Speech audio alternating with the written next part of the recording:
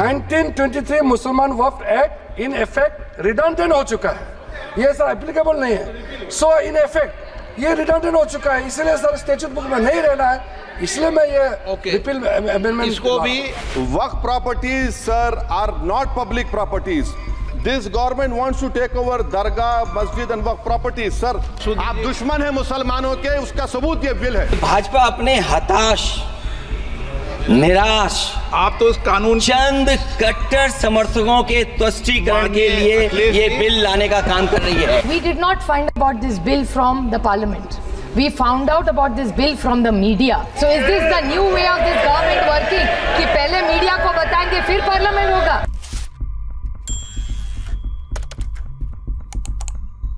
Hello and welcome to the Indian Express. I am Charulata Biswas and today we will be discussing the Waqf Amendment Bill that has been introduced by the government in the Lok Sabha today.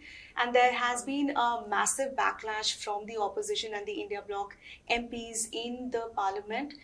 They have termed the bill as divisive and anti-constitution. And to learn more about what this bill entails and what is Waqf Act, I am being joined by Asad Rahman, who covers the Ministry of Minority Affairs. And Asad, let me first begin with the big question.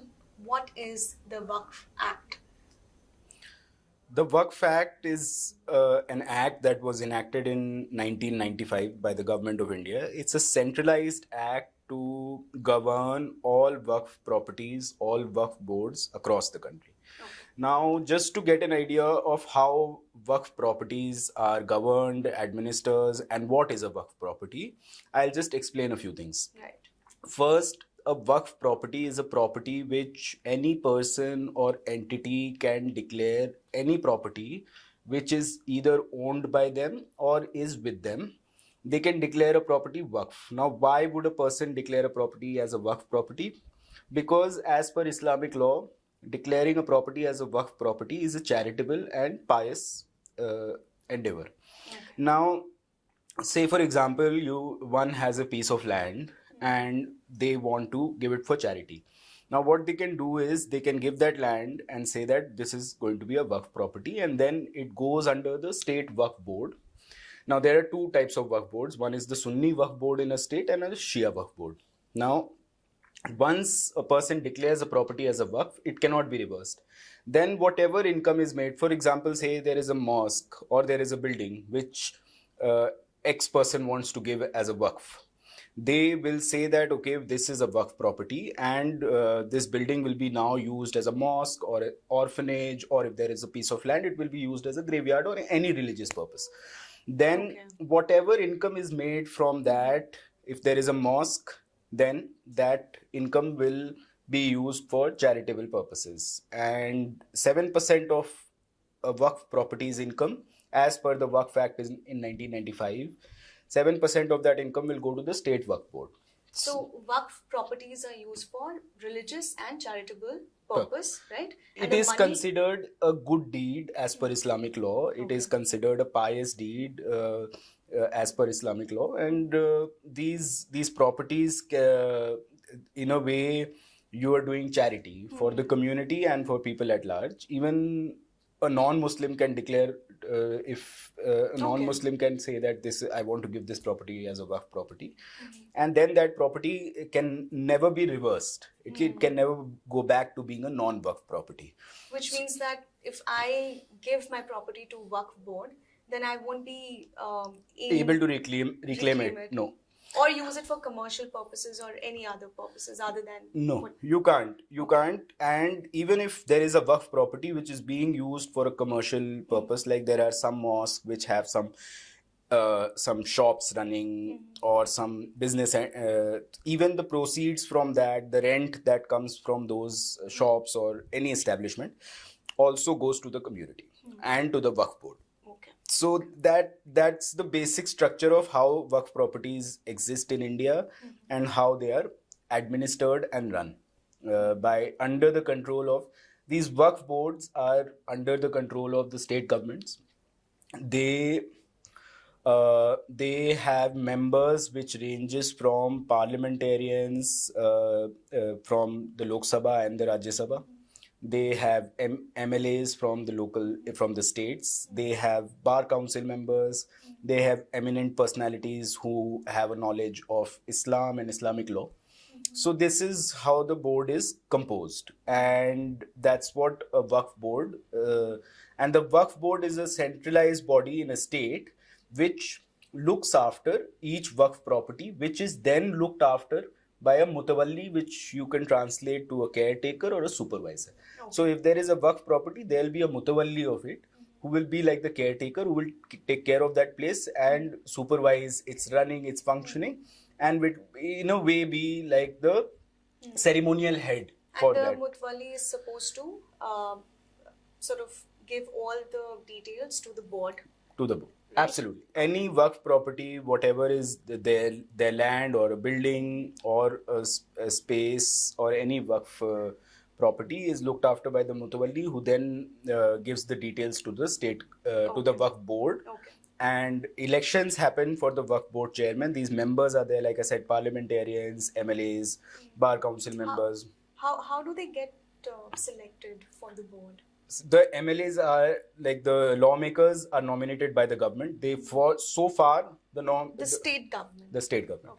Okay. In the Waqf Council, which is a centralized body at the central level, the central government does it. But for the Waqf boards, it's done by the state governments. Okay. They nominate people, MLAs, MPs, bar council members from within the Muslim community. Right. So far. Okay. Yeah. So, what is this bill about? What is the changes the amendments that the government is proposing in this act? So the Waqf Amendment Bill that has been tabled today, we've seen a copy of it. It was shared with some MPs, and we've gone through the bill. The major changes that the government is proposing through this bill is, one of the main changes is that the district magistrate or the district collector in a district will become the final arbiter in any disputes related to Waqf properties. So, for example, if a person who says that X property, which is so far a Waqf property, is mine, it's been taken over, encroached by a Waqf board. So far what used to happen, there used to be a tribunal with one member of the judiciary and two eminent people. It was a 3-member tribunal, and that tribunal used to decide whether a property is a Waqf property, or it is a government property, or it is a private individual's property. Now, with the new bill, this power will be taken away from the tribunal and will go to the district collector, which is where the main criticism of this bill is coming from, that because the opposition parties, the All India Muslim Personal Law Board, and other Muslim organizations, the Jamiyat and other organizations, are saying that the district collector is appointed by the government, by the state government. Right. The DM or the DC is appointed by the state government. So if there is any dispute between a state government and the Waqf board over a property, then the opposition to this bill is that the district collector will always rule in favor of the government. Correct. And the district collector is not an independent authority to rule on a dispute regarding a Waqf property. So this is one of the main issues that's being flagged.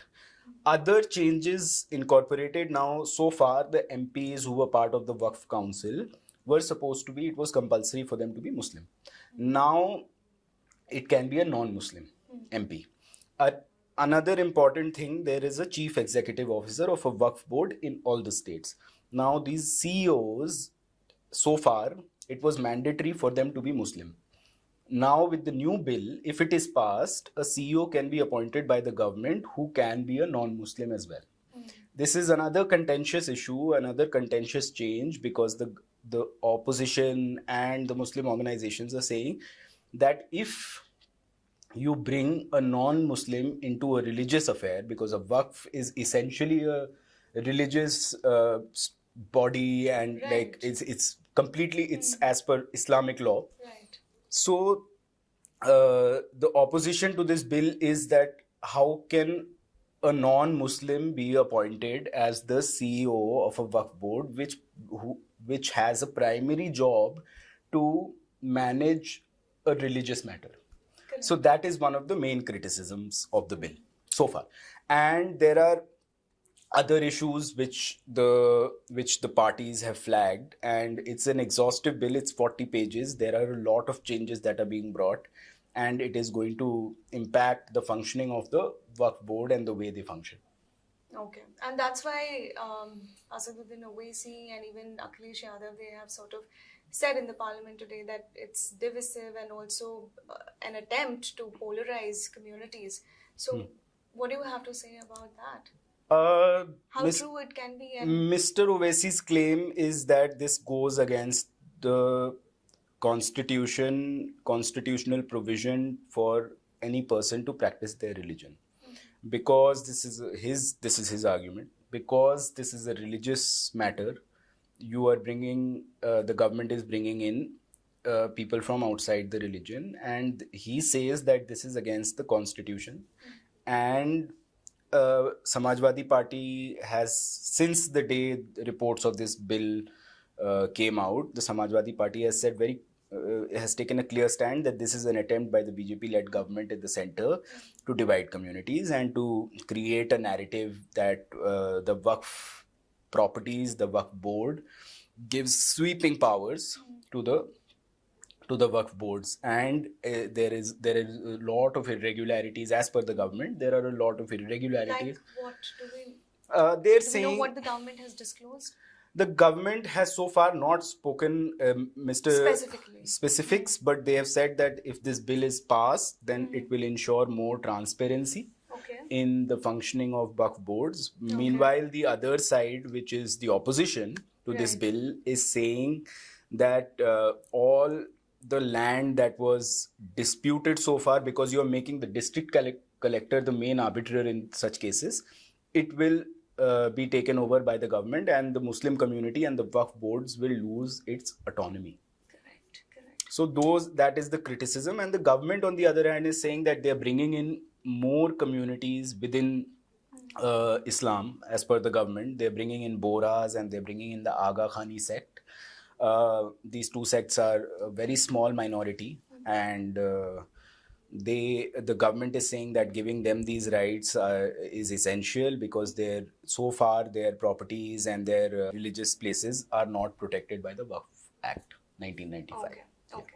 So they've also said that women are going to be a part of the board.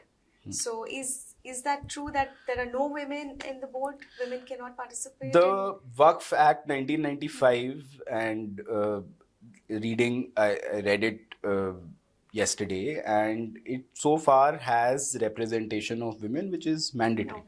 It is not like there is no representation of women in the Waqf boards. There are 2 women. Among the Waqf board members, there have to be 2 women so far. Right. So, and the new bill also keeps the number at 2. So, regarding that, there is some vague information in the media, and whether the government clarifies and gives a more detailed statement on the representation of women, we'll see in the coming days. We'll see in the parliament today, and it's ongoing right now. So that's it from both of us. Thank you, Asad, for joining me in this explained video. And thank you so much for watching. If you like this video, then don't forget to like and subscribe to our channel, The Indian Express. Thank you so much for watching.